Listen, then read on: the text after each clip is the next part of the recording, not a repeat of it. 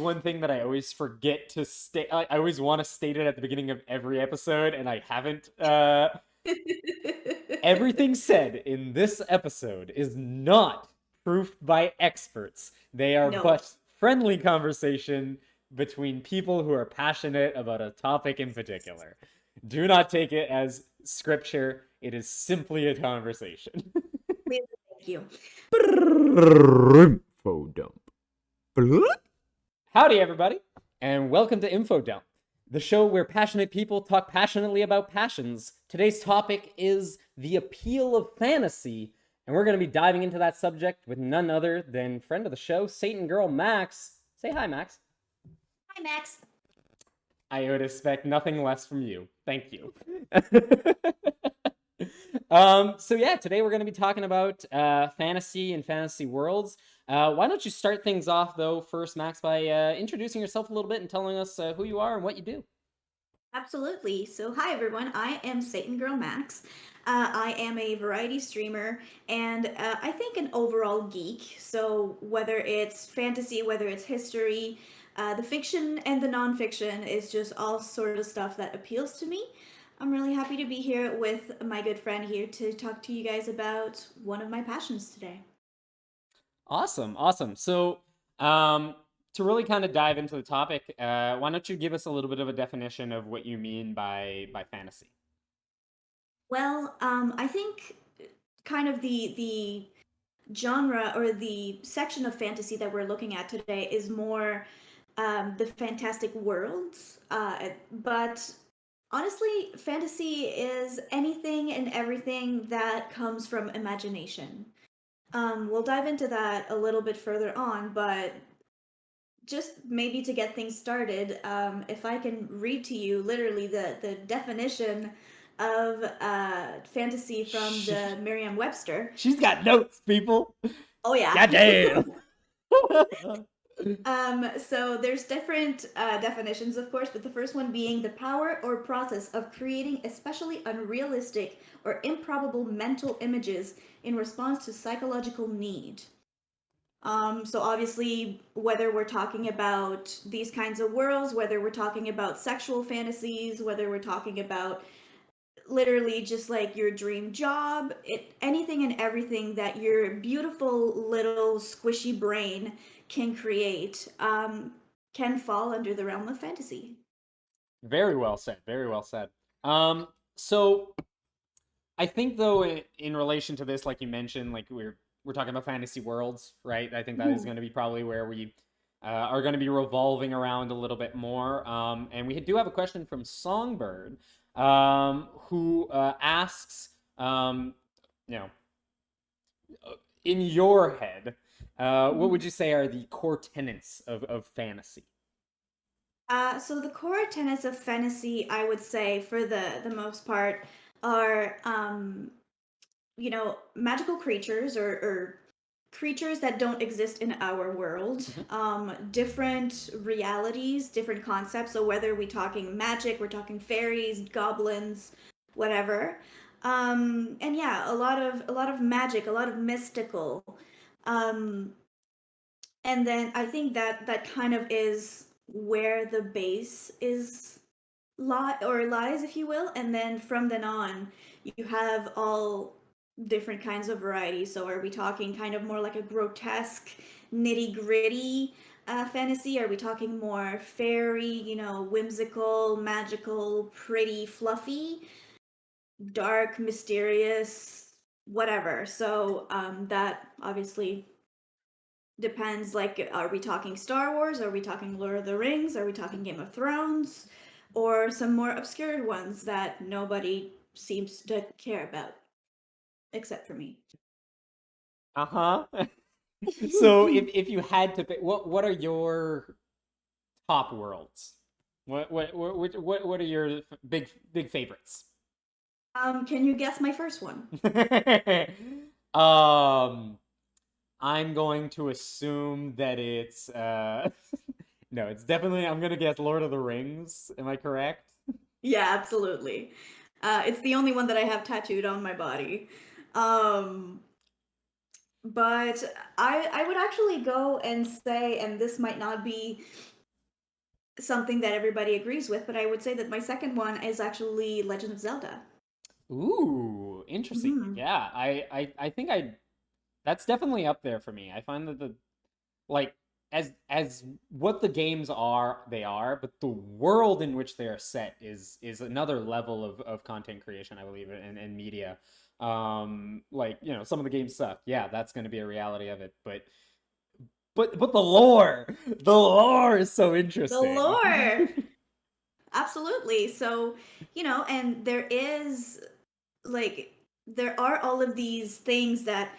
So, let me preface this by saying that geeks are very peculiar people, and very devoted people most of the time.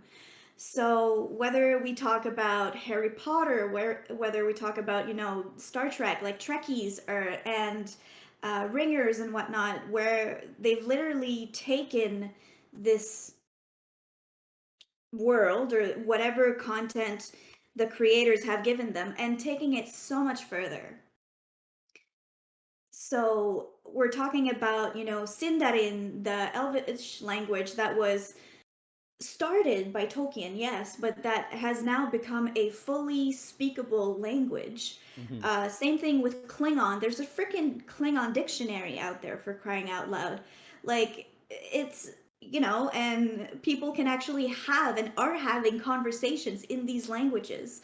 Um, so that only goes to show how intense geeks and lovers of these fantasy worlds are willing to go.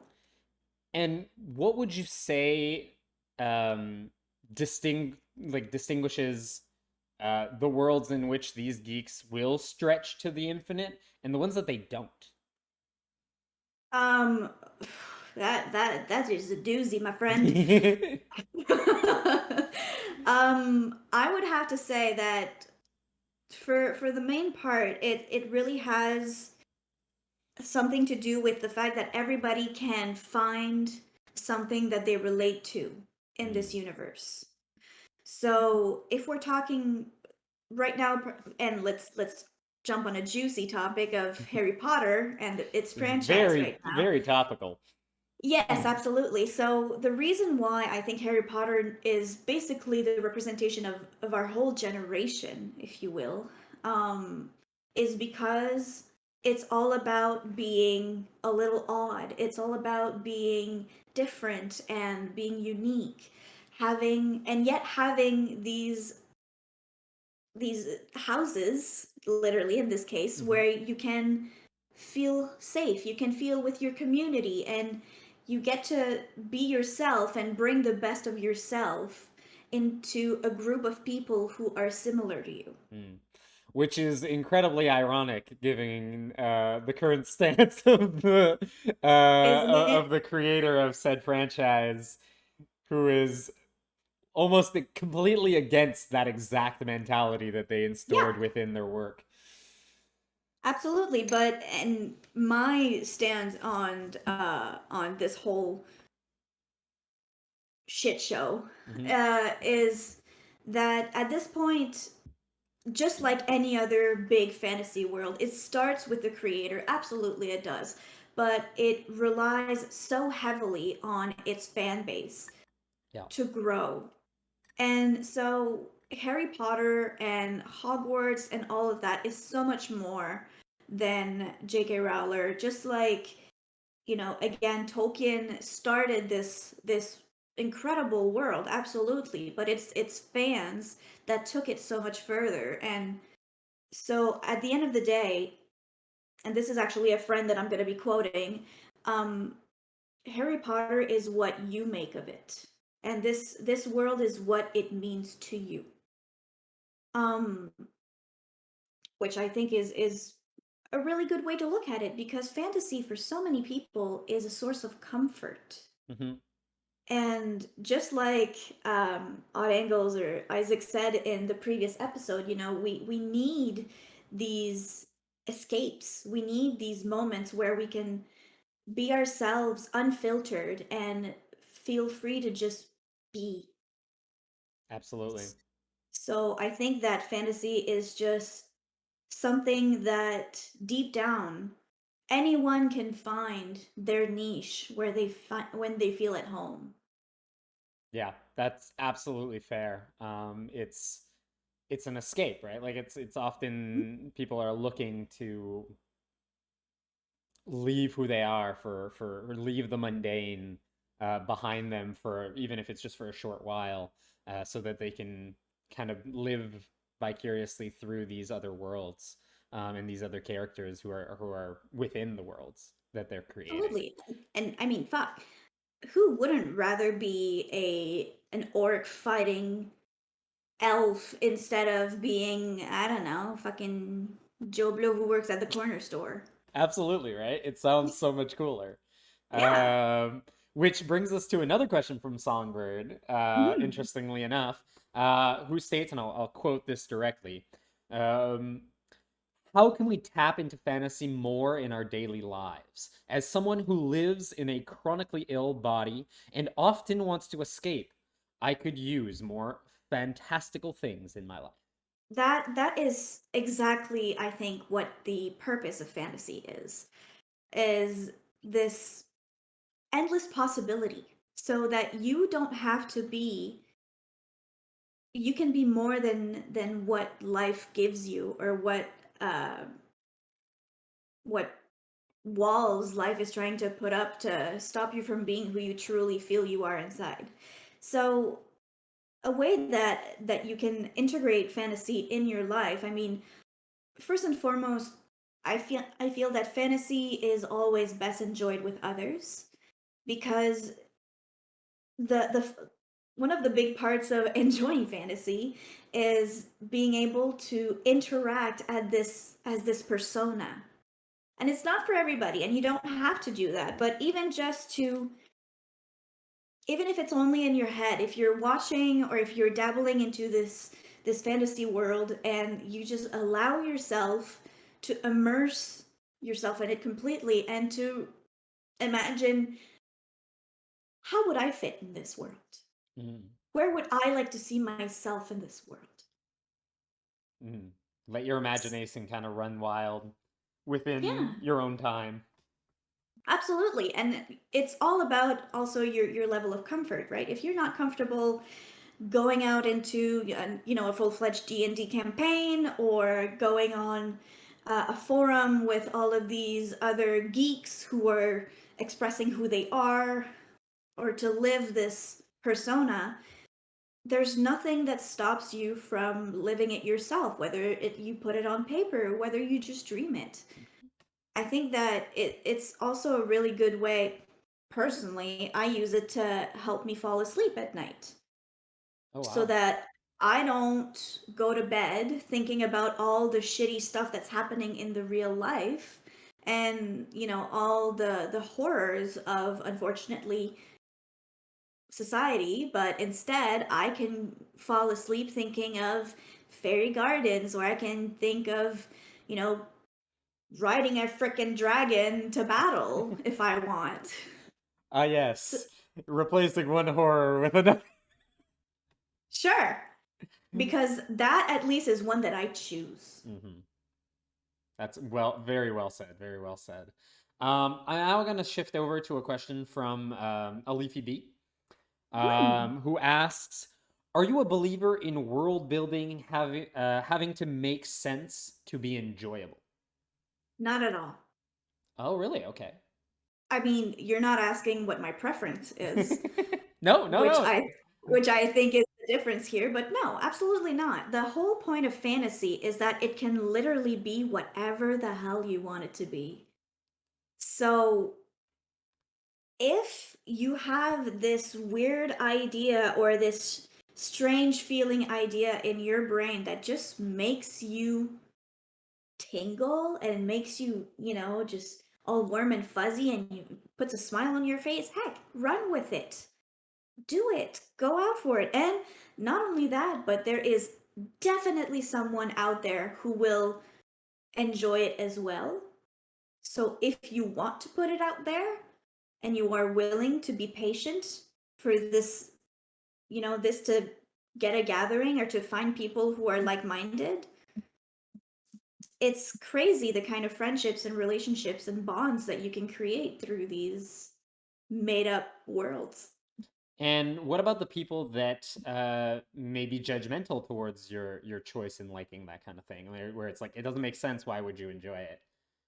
Without meaning to sound harsh, you can't go about your whole life worrying about what people will think of you. Because will never be anything, any sort of combination that you can find that will please everybody. So at the end of the day, I feel that you really have to find your niche, find what makes you happy, and find the people who are able to appreciate it with you Mm. or alongside you. Which I don't think this was intentional, but it seems like the core mentality of this entire show so far, both episode 1 and episode 2, is yeah, who cares? Have fun. Well, that's kind of why when you reached out to me and you said, "Oh, let's talk about like," and I brought up fantasy, and you're like, "Oh yeah, something not too sociological or musical." I was like, "Well, um, good luck with that." All right, how about we switch courses here, just to help distinguish these two episodes and not linger on the exact same points for too long.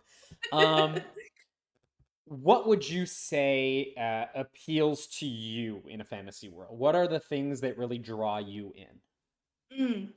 Mm. Language is a big one. So being someone who has studied languages and whatnot, obviously worlds where there are different languages that have been created and that are functional, Mm. not just that you hear a few different sentences of this created tongue, fascinate me automatically.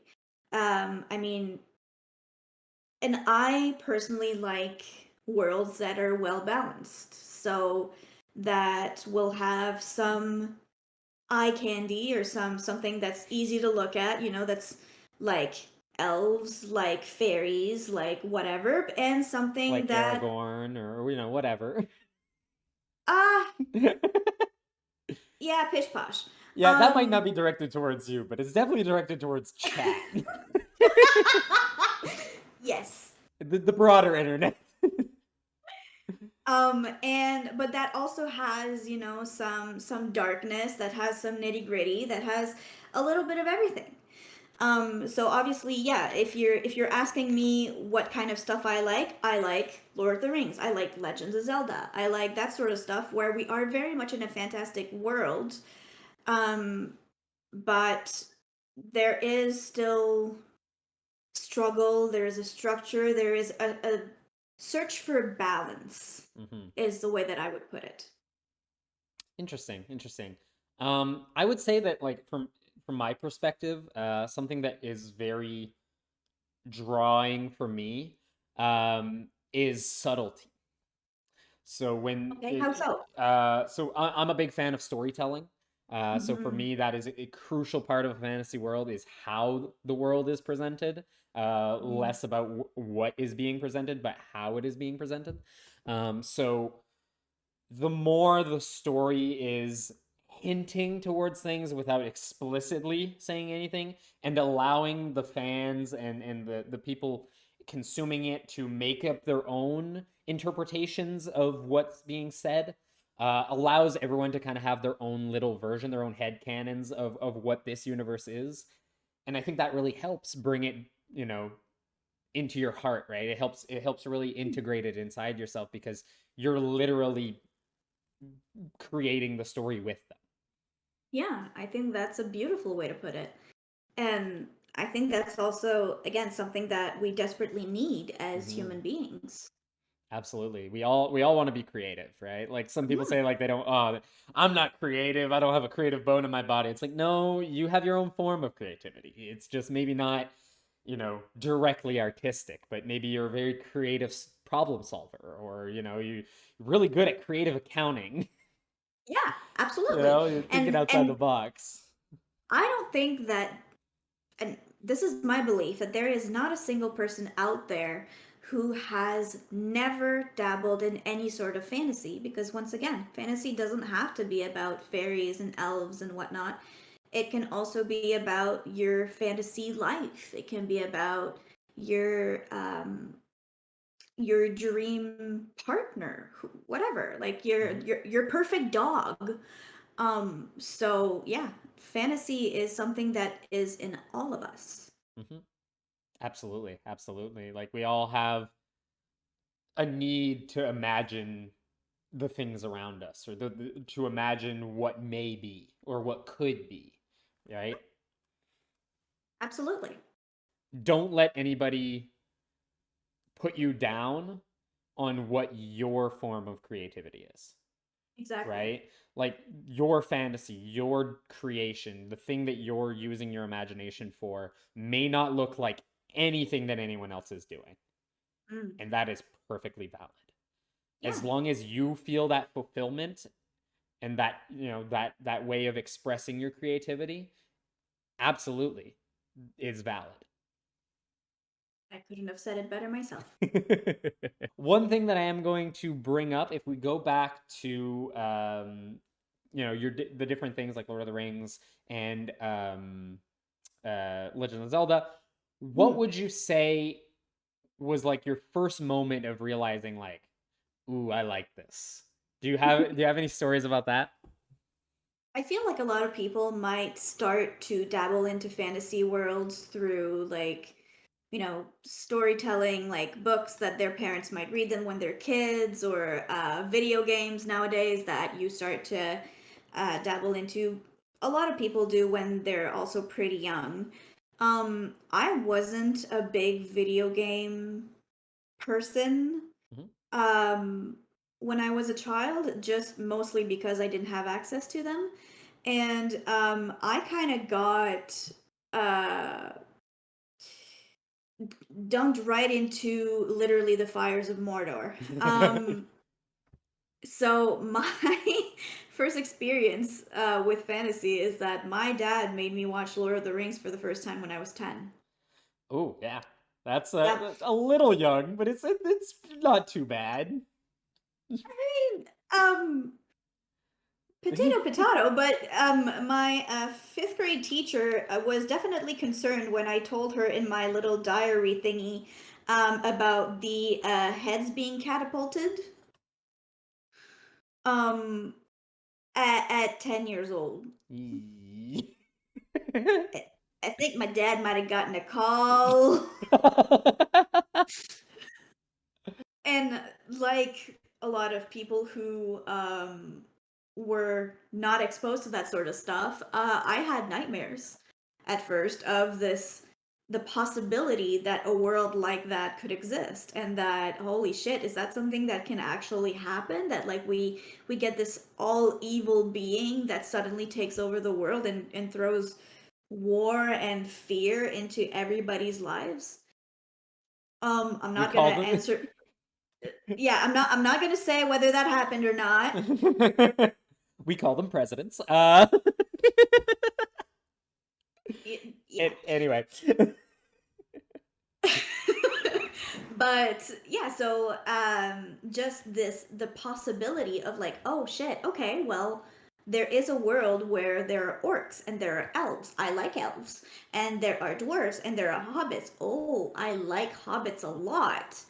Um so, and not only because we're short, but also just because, I like the same kind of lifestyle that they have, where they enjoy good food and good company. Loving And that cottage core vibes. yes, and that they're just happy to be living their lives.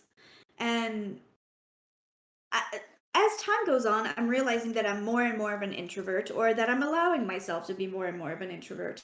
So the fact that, hobbits live in their own little world, and except for those goddamn Bagginses who had to meet a wizard and fuck everything over, pardon my French, The rest of hobbits are just happy to be living in their little hobbit holes, to have their gardens, have their food, have their ale, and their songs. And to me, that sounds pretty goddamn nice, I don't disagree. Honestly, if like it was that simple and just kind of just hanging out, right? that sounds like a good time. Not gonna Yeah. lie. Yeah, so I think that that was kind of the first time that it went like, oh, okay, this is interesting. I want to be there. And later on, when I got into to dabble into like my dad was also a huge Trekkie, so I got to see kinds of fantasies that weren't so pretty.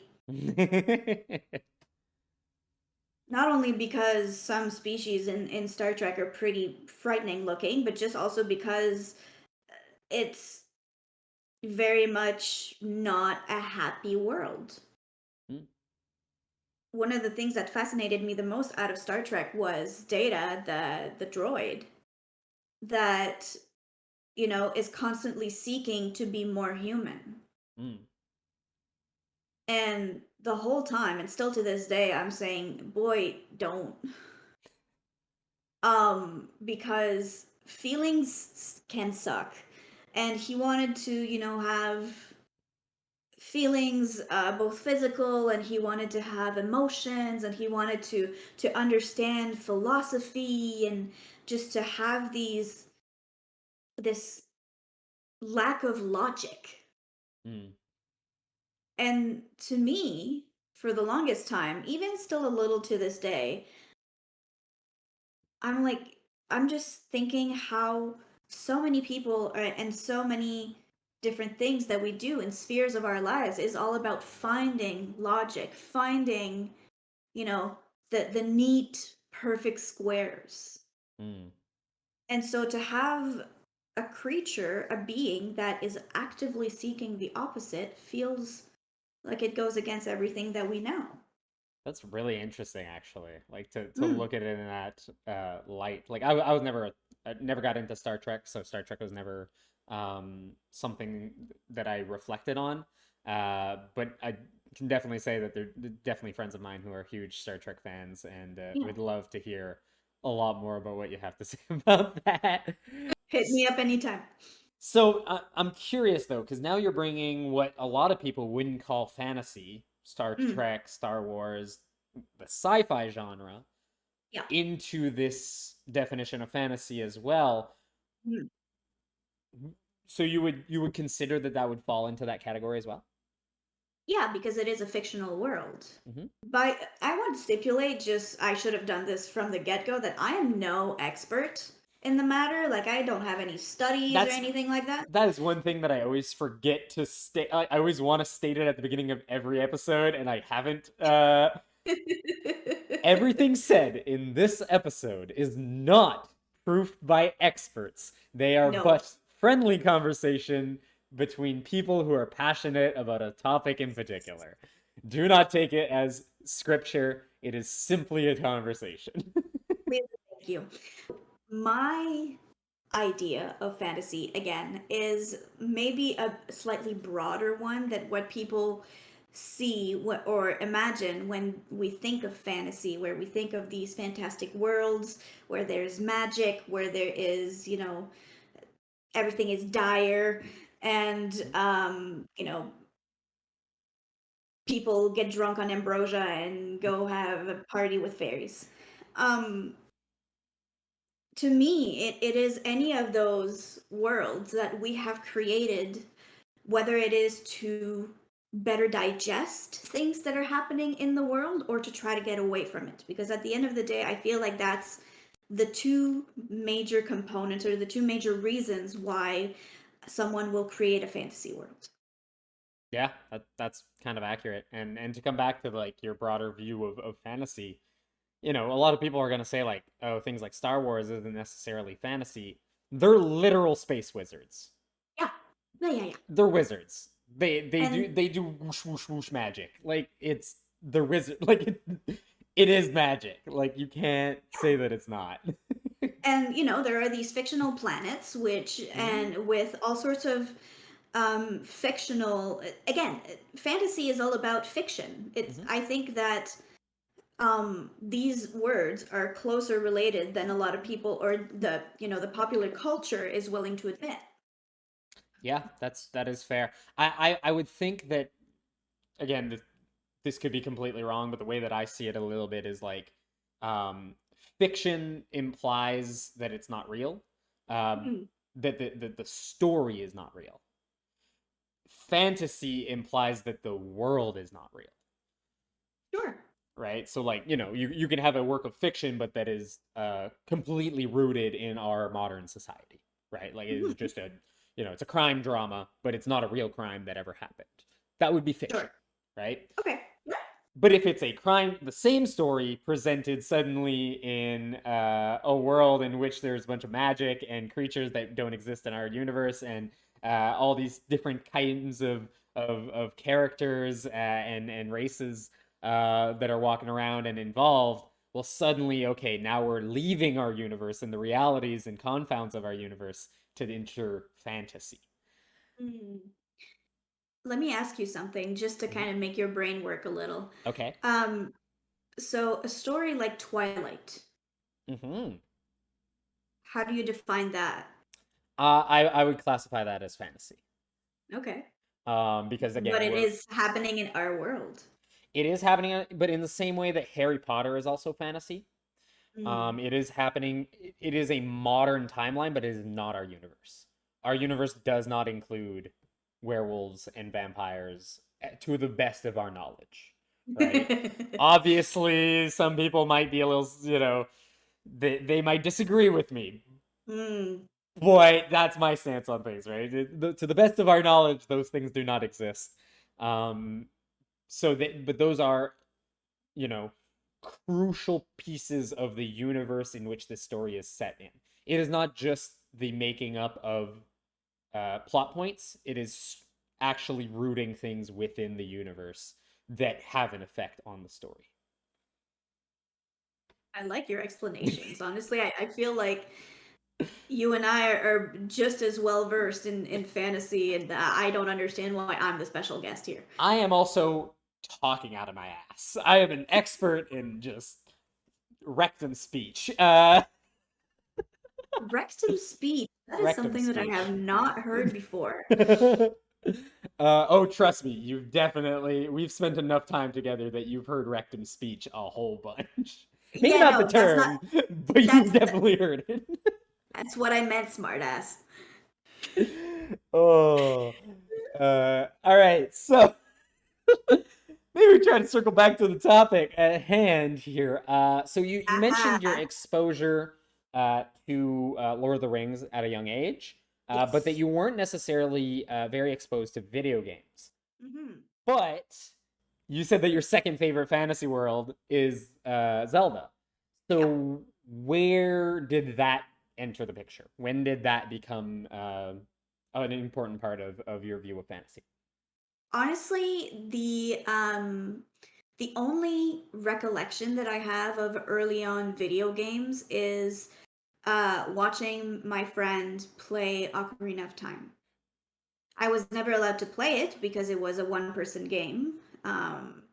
But and later on, I actually sought out the game again and started to dabble into the Hyrule Hmm. world. I think that the reason why I enjoy Zelda that much is because partially, actually, a big reason is that Link is a goof. Oh yeah. And the fact that, you can have this imperfect being who is clearly a glutton, who is clumsy at times, who, can't speak a sentence in his life. Loves smashing pots.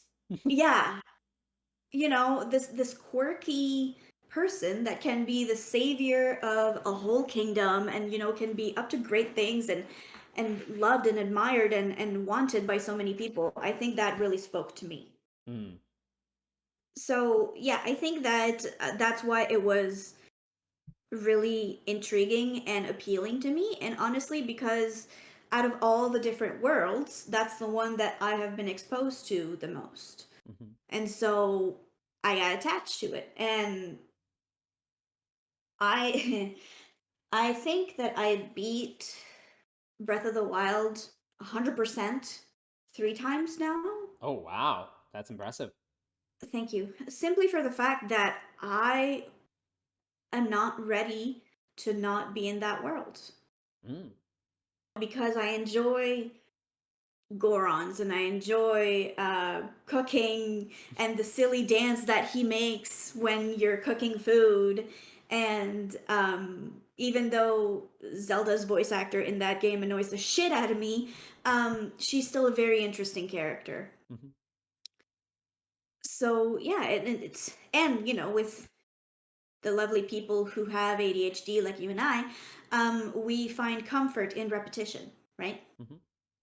Absolutely. So yeah, so I've watched Lord of the Rings, I don't know how many times, and I've watched um I've gone back to watch Star Trek New Generation because just hearing the opening theme sends me right back to being a 4-year-old. Oh wow.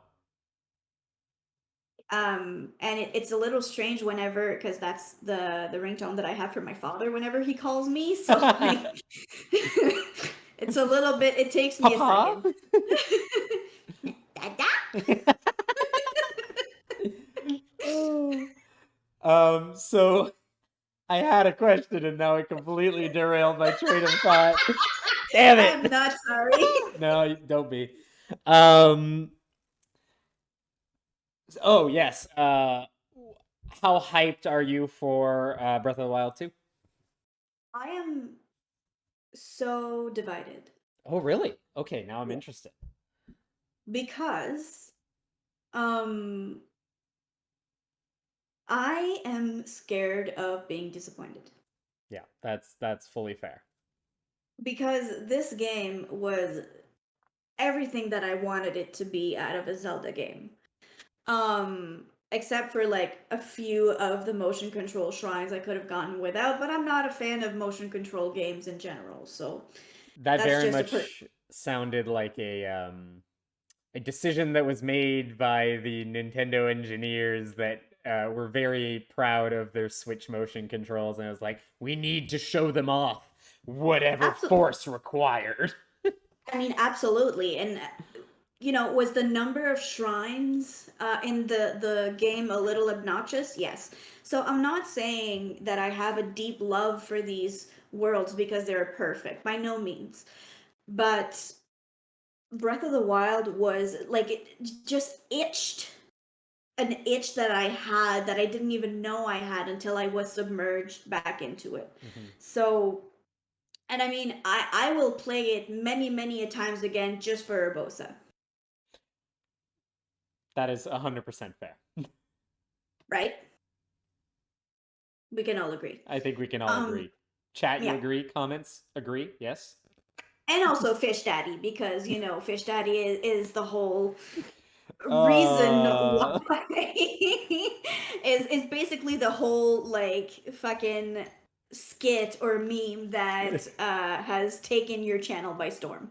oh, yes. For those who weren't around for our Breath of the Wild playthrough, uh, Max just absolutely loved losing her mind anytime that what's his name?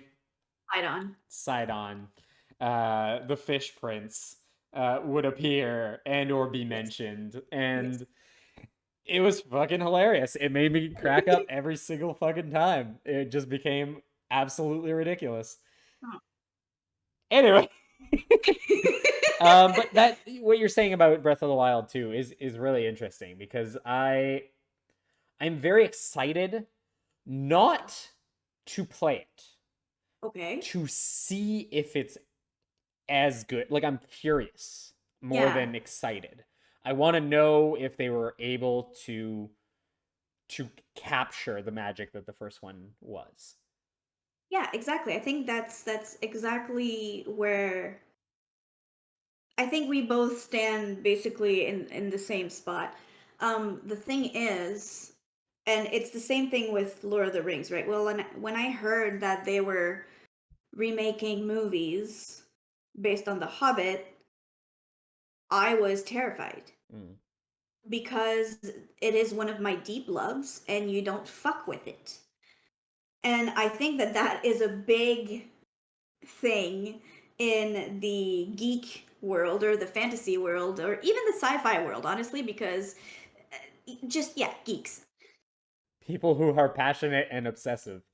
Oh Jesus fuck, you do not mess with their babies. You don't. I get that. Because these worlds mean so much to us. I will include myself in there Hmm. because I am absolutely pissed off at Peter Jackson for what he did with those movies. Not the first ones, the The Hobbits. Hobbits. Honestly, I think that it's kind of an insult to Tolkien's work Mm. because it deviated so far from what it actually was, right? Hmm. And it's kind of like if you talk to old school Trekkies about the new movies that came out in the recent years, they will vomit in their mouths for the most part. I was just gonna say that I think I differ from that characterization that you're putting out there. For me, I've always been, and not saying that that is a better philosophy in any capacity. Mhm. I just I have a tendency to just enjoy things. I'm very easily pleased with content. Um, I very rarely watched a movie and said like I don't like this or I'm I mad at envy this. that. A couple of movies definitely have, but for the most part, I'll find a way to enjoy it. Um, and I think that helps. I think the only exception to that would be if there was a really awful Harry Potter movie that was Right. like released, which was my fear with the Fantastic Beasts, because that was always, Harry Potter was always my fantasy world that I was always Yep. strongly rooted in. Um, so that maybe that would have a chance to piss Hmm. me off. Yep. But for me, when like the Hobbit movies came out, I didn't know anything about the Hobbit story. Right. I had no exposure to that. Like obviously, I knew the Lord of the Rings, Yeah. but I had no exposure to the Hobbit in itself. So when Hmm. I saw that, I was just like, "Oh, this is a movie, and it had elves and swords and hobbits, and yeah, cool." So that was kind of my approach to it. Yeah. And again, there's nothing wrong with that. Mm-hmm. Um, I think for me, the reason why, of course, like Lord of the Rings is absolutely my baby, and I will die on that hill. Mm-hmm. But I think it's because the first movies were such a good representation of the original works Mm. that the fact that it felt like it really felt like the Hobbit movies were just a money trap. Yeah, it definitely. I will agree that it definitely had that kind of vibe. So, it was clearly a decision to make these movies so that they would make more money. First of all, there should never be three movies about a small book. The Hobbit is not a big book. And somehow they managed to skip so much of the story. So to be a little bit of a smarty pants here, I Mm-hmm. will use a quote from from the Fellowship of the Ring and say it is like butter scraped over too much bread. That is a great way to put it. Absolutely. That is very fair. Very fair. Yeah, so I just am a little skeptical to come back to the Zelda games Yes.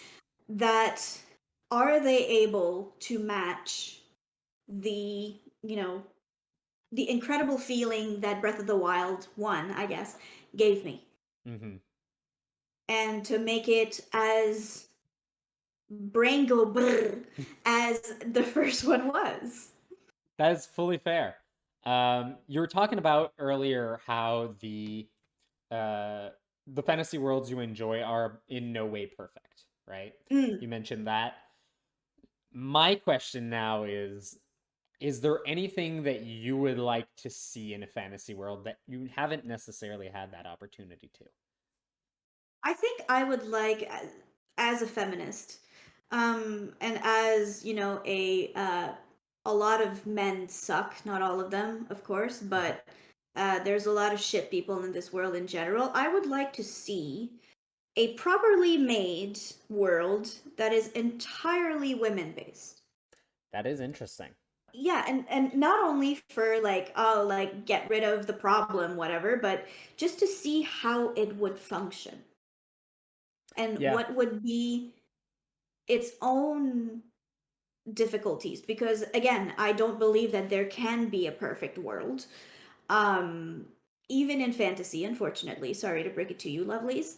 um but yeah, what if, because for the women dialogue and monologue and just speech, often there is so much focus on men are a threat to us, unfortunately. So if there was an all women's world, a well constructed one, not just something that, like, with loopholes and plot holes and whatever you want to call it, also all those kinds Look, of a holes. world full of booba. Well, Not that. I mean, absolutely. I'll dive right into that face first any day of the week, but um Hmm. more than Hmm. that. Yes, um, above and I'm not beyond that. how would that function as a society if we took that one big issue Hmm. or threat that Yeah. women have? How would they organize a society by themselves? What would you think would replace that threat in the power vacuum? If you were writing it, what would you want it to be? Everyone's always on their period and they're mad at each other for no reason. Everyone's synced up. There's once like a few days a month where just everybody, just society collapses. Yeah, and like That's you really can call interesting. I mean, you can call it the blood moon, you can call it Shark Week, you can call it whatever the fuck you want, but at the end of the day, if there is a whole society of women, they will all end up fucking psyched up, or synced up, sorry, and then there will be like a week where literally everybody has to isolate, and people will have to risk their lives to deliver ice cream and chocolates and hot water bottles to everybody, Just and that will be the greatest fucking feat of their entire and universe. that is where they instigate the purge. Just during that week, just all no holds barred. There are no laws. Everybody can just do what they want to survive. Yeah, basically something like that, or like, there is a set time where society ceases to function. Hmm. And how do you go about that? Yeah, that's interesting. Just like that, we created a possible new fantasy world. Yeah, and really that is what it is, right? Hmm. It's how do we deviate from our current universe, Hmm. and where how does that trickle down, right? Yeah. And I believe that, coming back to a little bit of both Songbirds and Leafy B's question from earlier, about like the core tenets and the importance of world building. I do believe that that is an incredibly important part of creating a world, is taking into consideration the ripple effect of all changes that you're proposing. And the Absolutely. more that you take into consideration those changes, the better your world is going to be detailed and the more it's going to feel believable. Yeah, I think, to come back to the very beginning of our discussion, Mhm. I think that is one of the things that makes a difference between a great fantasy world and a good fantasy world, because there are no bad fantasy worlds. I mean, they're all good to someone. And if that's But only the creator, then that is still someone. exactly, right? But at the end of the day, it is in those details and all that thought process that went into planning exactly like you said, the ripple effects. Okay, well, if this is a situation in this world, well, what does that ensue? Yeah, absolutely. So in our case, for our world that we have created, well, it's the fact that fucking everybody's bleeding out of their crotch for at the same time, and everybody wants to rip each other's throat all the time because fuck you, that's why. That's fair. Absolutely. And I think they should have the right to. So Eh, on that note, why don't you tell the people a little bit of where they can find you? they can find me right here on Twitch at SatangirlMax is the name for all of my social media. So whether it's Instagram, whether it's Twitch, um, yeah, absolutely. Right now, I'm really big into Stardew Valley. It's kind of my newest little fantasy world where I can go and talk to people and flirt with people, and I have a horse. Um, because let's be real, I will never have a horse in real life. It's too much work, and I don't want to pick up more shit than I have to. But yeah, I would absolutely love it if some people were to come hang out with me next stream and just be proud of your own little fantasies and allow yourself to dabble in them to whatever extent makes your little heart content.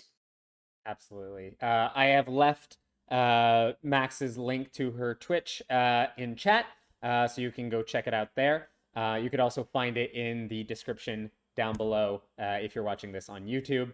I want to thank you so much, Max, for spending the last hour with us talking about something that you're passionate about. It has been a pleasure to have you on. Thank you so much for having me. It was a lot of fun, and we haven't been seeing each other a whole lot because we're both busy adults. So it was nice to see you again. And you as well, absolutely. I've missed having conversations with you. Likewise, my friend. So everyone at home, I want to thank you all for watching. This has been a really fun episode, and I hope you enjoy it. Don't forget to follow or subscribe, whether you're watching on Twitch or over on YouTube.